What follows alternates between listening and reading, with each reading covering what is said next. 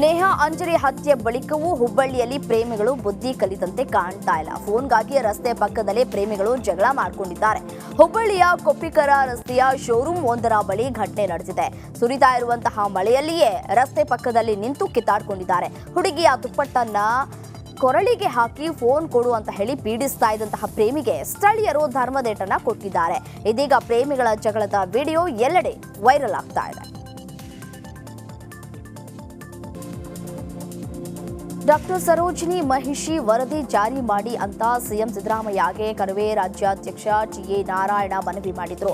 ಇನ್ನು ಇದರ ಬಗ್ಗೆ ಸಿಎಂ ಸಿದ್ದರಾಮಯ್ಯ ಪ್ರತಿಕ್ರಿಯಿಸಿದ್ದು, ಎಜಿ ಜೊತೆ ಚರ್ಚೆ ಮಾಡಿ ಕಾನೂನಾತ್ಮಕವಾಗಿ ಏನೆಲ್ಲ ನಿರ್ಧಾರವನ್ನ ತೆಗೆದುಕೊಳ್ಬೇಕು ಅದೆಲ್ಲವನ್ನ ಕೂಡ ನಾವು ತೆಗೆದುಕೊಳ್ತೀವಿ. ಒಂದು ಸರಿ ಇದೆಯಾ ಇಲ್ವಾ ಅನ್ನೋದರ ಕುರಿತು ಕೂಡ ನಾವು ಚರ್ಚೆ ಮಾಡ್ತೀವಿ ಅಂತ ಈ ಸಂದರ್ಭದಲ್ಲಿ ಹೇಳಿಕೆಯನ್ನು ಕೂಡ ಕೊಟ್ಟಿದ್ದಾರೆ.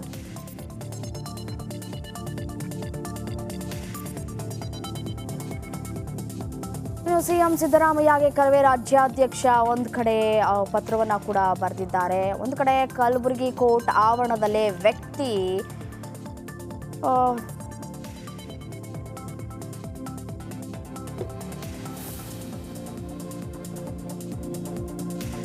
ಕಲಬುರಗಿ ಕೋರ್ಟ್ ಆವರಣದಲ್ಲೇ ವ್ಯಕ್ತಿ ಮೇಲೆ ತಲವಾರ್ನಿಂದ ದಾಳಿ ಮಾಡಲಾಗಿದೆ. ಸಿನಿಮೀಯ ಶೈಲಿಯಲ್ಲಿ ಬೆನ್ನತ್ತಿದಂತಹ ದುಷ್ಕರ್ಮಿಗಳು ಧೀರಜ್ ಎಂಬಾತನ ಮೇಲೆ ತಲವಾರ್ನಿಂದ ಏಕಾಏಕಿ ದಾಳಿಯನ್ನು ನಡೆಸಿದ್ದಾರೆ. ಧೀರಜ್ಗೆ ಗಂಭೀರವಾಗಿ ಗಾಯಗಳಾಗಿದ್ದು ಖಾಸಗಿ ಆಸ್ಪತ್ರೆಗೆ ದಾಖಲು ಮಾಡಿ ಚಿಕಿತ್ಸೆಯನ್ನು ಕೂಡ ಕೊಡಲಾಗ್ತಾ ಇದೆ. ಘಟನೆ ಸಂಬಂಧ ಮೂವರನ್ನ ಬಂಧಿಸಲಾಗಿದೆ. ಪ್ರಶಾಂತ್ ಪಾಟೀಲ್, ವೀರೇಶ್ ಪಾಟೀಲ್, ರಾಮು ಪಾಟೀಲ್ ಬಂಧಿತ ಆರೋಪಿಗಳು. ಈ ಮೂವರು ಆರೋಪಿಗಳು ಕಲಬುರಗಿ ನಗರದ ಬಾಪುನಗರ ಬಡಾವಣೆಯ ನಿವಾಸಿಗಳು. ವೈಯಕ್ತಿಕ ದ್ವೇಷದ ಹಿನ್ನೆಲೆಯಲ್ಲಿ ದಾಳಿ ನಡೆಸಿರುವಂತಹ ಶಂಕೆ ವ್ಯಕ್ತವಾಗ್ತಾ ಇದೆ. ಸ್ಟೇಷನ್ ಬಜಾರ್ ಪೊಲೀಸ್ ಠಾಣೆಯಲ್ಲಿ ಪ್ರಕರಣ ದಾಖಲಾಗಿದೆ. ಮಂಗಳೂರಿನ ಕೊಡಿಯಾಲ್ ಬೈಲ್ನಲ್ಲಿ ಇರುವಂತಹ ಕಾರಾಗೃಹದಲ್ಲಿ ಎರಡು ಗುಂಪುಗಳ ನಡುವೆ ಮಾರಾಮಾರಿಯಾಗಿದೆ. ಕಾರಾಗೃಹದ ಎ ಬ್ಯಾರಕ್ನಲ್ಲಿ ಘಟನೆ ನಡೆದಿದೆ. ವಿಚಾರಣಾಧೀನ ಕೈದಿಗಳು ಎರಡು ಗುಂಪುಗಳೇನಿವೆ ಎರಡು ಗುಂಪುಗಳು ಹೊಡೆದಾಡಿಕೊಂಡಿದ್ದು ಇಬ್ಬರು ಗಾಯಗೊಂಡಿದ್ದಾರೆ. ಮೊಹಮ್ಮದ್ ಸಮೀರ್ ಅಲಿಯಾಸ್ ಕಡಪರ ಸಮೀರ್ ಹಾಗೂ ಮೊಹಮ್ಮದ್ ಮನ್ಸೂರ್ಗೆ ಗಾಯಗಳಾಗಿವೆ. ಸ್ಥಳಕ್ಕೆ ಹಿರಿಯ ಪೊಲೀಸ್ ಅಧಿಕಾರಿಗಳು ಭೇಟಿಯನ್ನ ಕೊಟ್ಟು ಪರಿಶೀಲನೆಯನ್ನು ನಡೆಸಿದ್ದಾರೆ. ಹಲ್ಲೆ ಮಾಡಿದ ತಂಡದ ಸೆಲ್ಗಳ ಮೇಲೆ ಪೊಲೀಸರು ರೇಡ್ ಮಾಡಿದ್ದಾರೆ. ಕಾರಾಗೃಹದ ಅಧಿಕಾರಿಗಳ ದೂರಿನ ಮೇರೆಗೆ ಬರ್ಕೆ ಠಾಣೆಯಲ್ಲಿ ಪ್ರಕರಣ ದಾಖಲಾಗಿದೆ.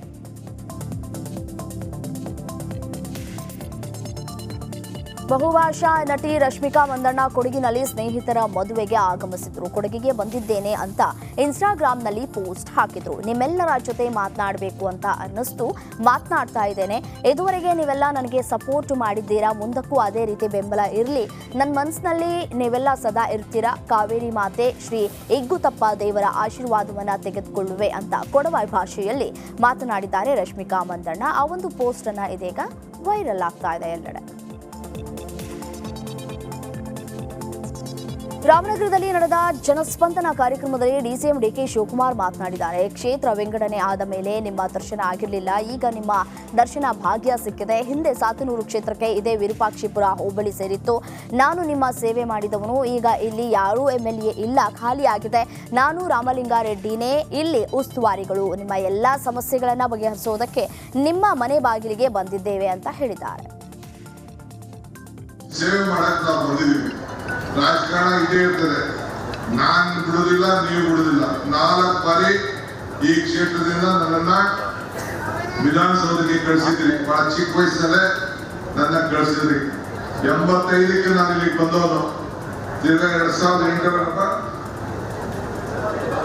2008ರಿಂದ ನಿಮ್ಮನ್ನ ಪ್ರತಿನಿಧಿಸ್ತಾ ಇದೆ.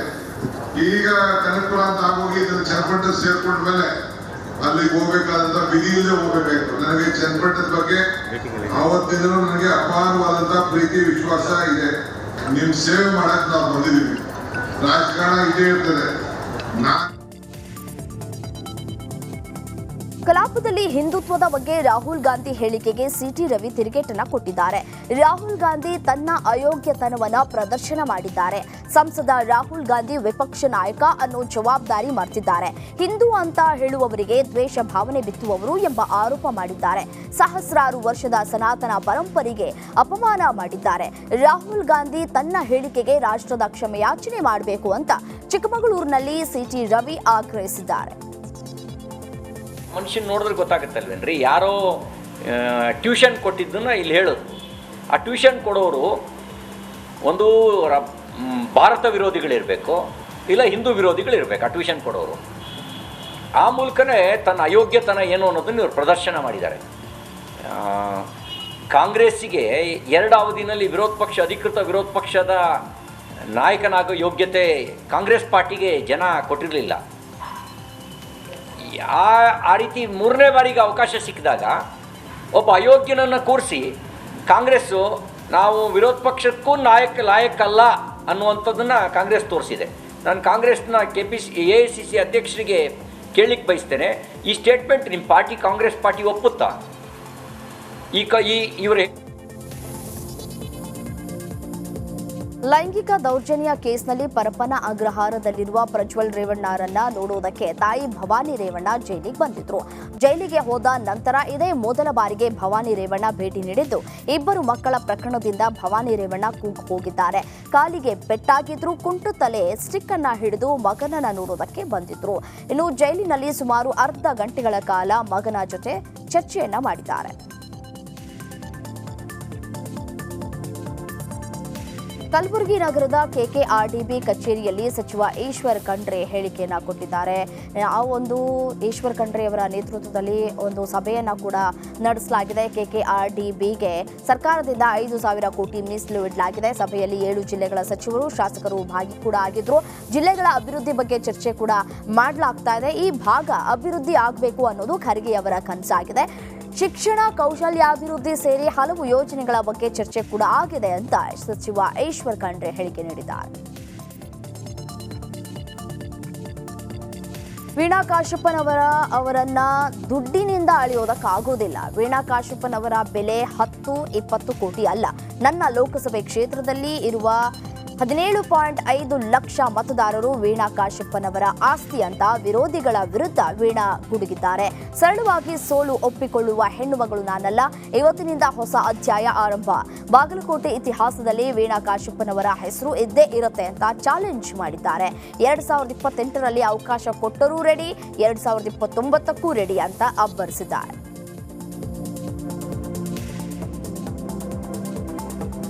ಸುಮಲತಾ ಇನ್ಸ್ಟಾಗ್ರಾಂನಲ್ಲಿ ಹಾಕಿದ ಮಾರ್ಮಿಕ ಪೋಸ್ಟ್ ಈಗ ಸೋಷಿಯಲ್ ಮೀಡಿಯಾದಲ್ಲಿ ಚರ್ಚೆಗೆ ಕಾರಣ ಆಗ್ತಾ ಇದೆ. ಶ್ರೀಕೃಷ್ಣ ಹೇಳ್ತಾನೆ, ಎಲ್ಲವೂ ಸರಿಯಾಗಿ ನಡೆಯುವ ಮುನ್ನ ಎಲ್ಲವೂ ತಪ್ಪಾಗುತ್ತೆ, ಆದರೆ ನಂಬಿಕೆ ಇರಬೇಕು ಅಂತ ಹೇಳಿ ಪೋಸ್ಟ್ ಅನ್ನ ಮಾಡಿದ್ದು ದರ್ಶನ್ ಕುರಿತು ಪೋಸ್ಟ್ ಮಾಡಿದ್ರ ಅನ್ನುವಂತಹ ಚರ್ಚೆ ಇದೀಗ ಎಲ್ಲೆಡೆ ಸದ್ದು ಮಾಡ್ತಾ ಇದೆ.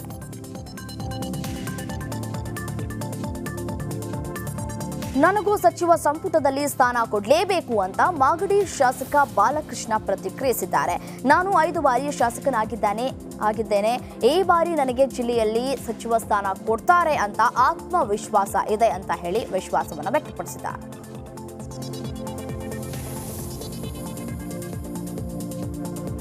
ಕೆಪಿಸಿಸಿ ಅಧ್ಯಕ್ಷರ ಬದಲಾವಣೆ ವಿಚಾರಕ್ಕೆ ಸಂಬಂಧಿಸಿದಂತೆ ಬಾಗಲಕೋಟೆಯಲ್ಲಿ ಅಬಕಾರಿ ಸಚಿವ RB ತಿಮ್ಮಾಪುರ ಪ್ರತಿಕ್ರಿಯೆಯನ್ನು ಕೊಟ್ಟಿದ್ದಾರೆ. ಎಲ್ಲವೂ ಟಿವಿಯಲ್ಲಿ ಪ್ರತಿಕ್ರಿಯೆಯಲ್ಲೇ ನೋಡಿದ್ದೇನೆ.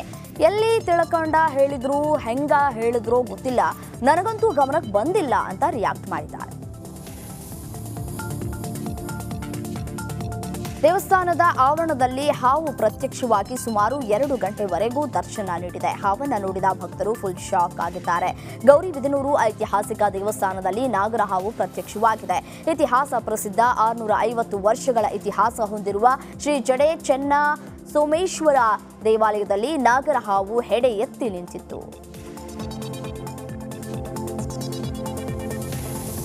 ಯಾದಗಿರಿ ಜಿಲ್ಲೆಯಲ್ಲಿ ಸ್ವ ಇಚ್ಛೆಯಿಂದ ಗ್ರಾಮ ಪಂಚಾಯಿತಿ ಅಧ್ಯಕ್ಷ ಸ್ಥಾನಕ್ಕೆ ರಾಜೀನಾಮೆ ನೀಡಲಾಗಿದೆ. ಸಗರ ಬಿ ಗ್ರಾಮ ಪಂಚಾಯಿತಿ ಅಧ್ಯಕ್ಷರಾಗಿದ್ದ ಸಂತೋಷ ಸುಬೇದಾರ್ ಗ್ರಾಮಸ್ಥರೊಂದಿಗೆ ಖಾಸಗಿ ಬಸ್ನಲ್ಲಿ ಬಂದು ರಾಜೀನಾಮೆಯನ್ನು ನೀಡಿದ್ದಾರೆ. 11 ತಿಂಗಳು ಅಧ್ಯಕ್ಷರಾಗಿ ಜನರ ಸೇವೆ ಮಾಡಿದ್ದು, ಬೇರೆಯವರಿಗೂ ಕೂಡ ಒಂದ್ ಕಡೆ ಅವಕಾಶವನ್ನ ಕೊಡಬೇಕು ಅನ್ನುವಂತಹ ನಿಟ್ಟಿನಲ್ಲಿ ರಾಜೀನಾಮೆಯನ್ನ ಕೊಡ್ತಾ ಇದ್ದೇನೆ.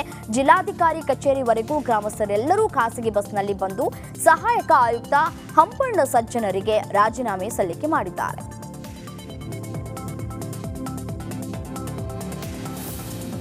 ಮಂಗಳೂರು ಅಂತಾರಾಷ್ಟ್ರೀಯ ವಿಮಾನ ನಿಲ್ದಾಣದಲ್ಲಿ ಮಳೆಯಿಂದ ಅವಾಂತರಗಳೇ ಸೃಷ್ಟಿಯಾಗಿತ್ತು. ಅಲ್ಲಿಂದ ನೇರವಾಗಿ ಮಳೆ ನೀರು ಹರಿದು ಕರಂಬಾರು ಪ್ರದೇಶದ 8 ಮನೆಗಳಿಗೆ ನೀರು ನುಗ್ಗಿದೆ.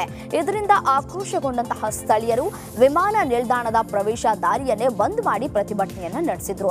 ಪ್ರತಿಭಟನೆಯಿಂದಾಗಿ ಕೆಲ ಹೊತ್ತು ವಿಮಾನ ನಿಲ್ದಾಣಕ್ಕೆ ತೆರಳುವ ಪ್ರಯಾಣಿಕರಿಗೆ ಸಮಸ್ಯೆ ಕೂಡ ಉಂಟಾಗಿತ್ತು. ಪ್ರತಿಭಟನೆ ಕಾವು ಹೆಚ್ಚಾಗ್ತಾ ಇದ್ದಂತೆ ಶಾಸಕ ಭರತ್ ಶೆಟ್ಟಿ ವಿಮಾನ ನಿಲ್ದಾಣದ ಅಧಿಕಾರಿಗಳು ಸ್ಥಳಕ್ಕೆ ಭೇಟಿಯನ್ನ ನೀಡಿ ಪರಿಶೀಲನೆಯನ್ನ ನಡೆಸಿದ್ರು. ಇನ್ನು ಈ ಸಂದರ್ಭದಲ್ಲಿ ಪ್ರತಿಭಟನೆಯನ್ನ ನಿಲ್ಲಿಸುವಂತೆ ಶಾಸಕರು ಮನವಿ ಕೂಡ ಮಾಡಿಕೊಂಡಿದ್ದಾರೆ.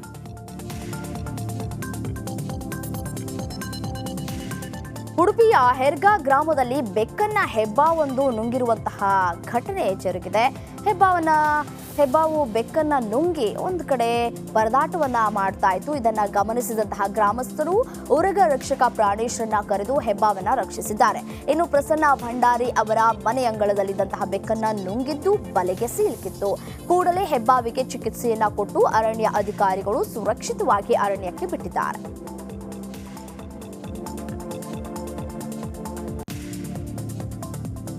ಖ್ಯಾತ ಯಕ್ಷಗಾನ ಭಾಗವತ ಪಟ್ಲ ಸತೀಶ್ ಶೆಟ್ಟಿಯವರ ನೇತೃತ್ವದ ತಂಡ ಅಮೆರಿಕಾದಲ್ಲಿ 75 ದಿನಗಳ ಕಾಲ ಪ್ರವಾಸವನ್ನ ಕೈಗೊಳ್ಳಲಿದೆ. ಜುಲೈ 9ರಂದು ಕಲಾವಿದರು ಅಮೆರಿಕಕ್ಕೆ ತೆರಳಲಿದ್ದು, ತೆಂಕುತಿಟ್ಟು ಯಕ್ಷಗಾನದ 9 ಮೇರು ಕಲಾವಿದರ ತಂಡ ಅಮೆರಿಕಾದಲ್ಲಿ ಯಕ್ಷಗಾನ ಪ್ರದರ್ಶಿಸಲಿದ್ದಾರೆ. ಶ್ರೀದೇವಿ ಮಹಾತ್ಮೆ, ಶಾಂಭವಿ ವಿಜಯ, ವೀರಾಂಜನೇಯ, ಸುದರ್ಶನ ವಿಜಯ, ನರಕಾಸುರ ಮೋಕ್ಷ ಪೌರಾಣಿಕ ಯಕ್ಷಗಾನ ಪ್ರಸಂಗ ಪ್ರದರ್ಶನಗೊಳ್ಳಲಿದೆ. ಯಕ್ಷ ಧ್ರುವ ಪಟ್ಲ ಫೌಂಡೇಶನ್ನ ಯುಎಸ್ಎ ಘಟಕ ಅಮೆರಿಕದ ಸುಮಾರು 20 ರಾಜ್ಯಗಳ ಪ್ರಮುಖ ನಗರಗಳಲ್ಲಿ ಯಕ್ಷಗಾನವನ್ನ ಬುಕಿಂಗ್ ಮಾಡಿದೆ. ವಿಜಯನಗರದಲ್ಲಿ ಹಾಲಿನ ದರ ಏರಿಕೆಯನ್ನ ಖಂಡಿಸಿ ಬಿಜೆಪಿ ಕಾರ್ಯಕರ್ತರು ಪ್ರತಿಭಟನೆಯನ್ನ ನಡೆಸಿದ್ದಾರೆ. ಹೊಸಪೇಟೆ ನಗರದ ಬಿಜೆಪಿ ಕಚೇರಿಯಿಂದ ತಹಶೀಲ್ದಾರ್ ಕಚೇರಿಯವರೆಗೆ ಪ್ರತಿಭಟನಾ ಮೆರವಣಿಗೆ ಮಾಡಿದ್ದು, ಹಾಲಿನ ಪ್ಯಾಕೆಟ್ ಹಿಡಿದುಕೊಂಡು ಹಸುಗಳೊಂದಿಗೆ ಆಗಮಿಸಿ ಪ್ರತಿಭಟನೆಯನ್ನ ನಡೆಸಿದರು. ಕೂಡಲೇ ರಾಜ್ಯ ಸರ್ಕಾರ ಹಾಲಿನ ದರ ಏರಿಕೆ ಮಾಡಿರುವುದನ್ನು ಹಿಂಪಡೆಯಬೇಕು ಅಂತ ಹೇಳಿ ಆಗ್ರಹಿಸಿದರು. ಉತ್ತರ ಕನ್ನಡ ಜಿಲ್ಲೆಯ ಕುಮಟಾದಲ್ಲಿ ರಸ್ತೆ ಅವ್ಯವಸ್ಥೆಯನ್ನ ಖಂಡಿಸಿ ಸ್ಥಳೀಯರು ಪ್ರತಿಭಟನೆಯನ್ನ ಮಾಡಿದರು.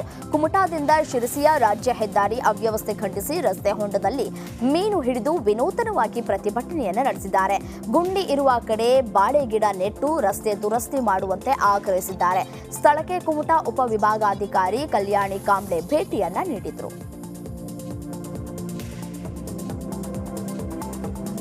ಶಿವಮೊಗ್ಗ ಜಿಲ್ಲೆ ಹೊಸನಗರ ತಾಲೂಕಿನಲ್ಲಿ ಚಾಲಕನ ನಿಯಂತ್ರಣ ತಪ್ಪಿ ಕೆಎಸ್ಆರ್ಟಿಸಿ ಬಸ್ ಕಂದಕಕ್ಕೆ ಉರುಳಿದೆ. ಬೆಂಗಳೂರಿನಿಂದ ಭಟ್ಕಳಕ್ಕೆ ಹೋಗ್ತಾ ಇದ್ದ ಬಸ್ ಎಟಿಎಂಗೆ ಹಣ ಸಾಗಿಸುವ ವಾಹನಕ್ಕೆ ಡಿಕ್ಕಿಯನ್ನ ಹೊಡೆದು ಅಪಘಾತ ಸಂಭವಿಸಿದೆ. ಬಸ್ನಲ್ಲಿ ಇದ್ದಂತಹ 50ಕ್ಕೂ ಹೆಚ್ಚು ಜನ ಪ್ರಯಾಣವನ್ನ ಮಾಡ್ತಾ ಇದ್ರು. ಅವರೆಲ್ಲರೂ ಕೂಡ ಅದೃಷ್ಟವಶಾತ್ ಈ ಒಂದು ಪ್ರಾಣಹಾನಿ ಯಾವುದು ಕೂಡ ಸಂಭವಿಸಿಲ್ಲ. ಒಂದಷ್ಟು ಜನರಿಗೆ ಸಣ್ಣ ಪುಟ್ಟ ಗಾಯಗಳಾಗಿವೆ. ಮಂಗಳೂರಿನಲ್ಲಿ ಕದ್ರಿ ಕಂಬಳದ ಮಲ್ಲಿಕಾ ಬಡಾವಣೆಯಲ್ಲಿ ವಿಶಿಷ್ಟ ತಳಿಯ ಹಲಸು ಮಾವಿನ ಹಪ್ಪಳ ಸಂಡಿಗೆ ಮೇಳ ನಡೆಯಿತು. ರಾಸಾಯನಿಕ ಬಳಸದೆ ಸಾವಯವ ಮೂಲಕ ಬೆಳೆದ ಮಾವು ಹಾಗೂ ಹಲಸಿನ ಉತ್ಪನ್ನಗಳು ಮೇಳದಲ್ಲಿ ಇದ್ವು. ಇನ್ನು ಸ್ವತಃ ಸಾವಯವ ಬೆಳೆಗಾರರೇ ಮಾರಾಟ ಮಾಡಿದ್ದು ಮಾವು, ಹಲಸಿನ ಹಪ್ಪಳ, ಸಂಡಿಗೆ ಸೇರಿದಂತೆ ಅನೇಕ ಬಗೆಯ ವಸ್ತುಗಳ ಪ್ರದರ್ಶನ ಹಾಗೂ ಮಾರಾಟವನ್ನ ಮಾಡಲಾಯಿತು.